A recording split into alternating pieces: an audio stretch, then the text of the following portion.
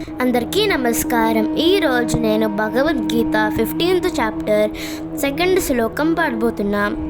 అధః చోద్వం ప్రసృతస్య తస్యాక గుణ ప్రవృదా విష్య ప్రబలాః అధశ్చ మూలాయను సంతతాని కర్మానుబంధీని మనుష్యలోకే.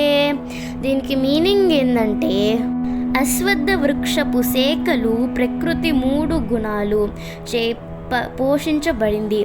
అధోముఖముగా వ్యాపించి ఉన్న దీన్ని చిగురులు ఇంద్రియార్థములు.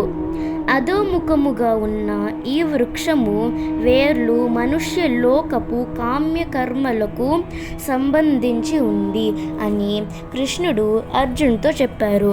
హరే కృష్ణ కృష్ణ కృష్ణ హరే హరే, హరే రామ రామ రామ హరే హరే. Thank you.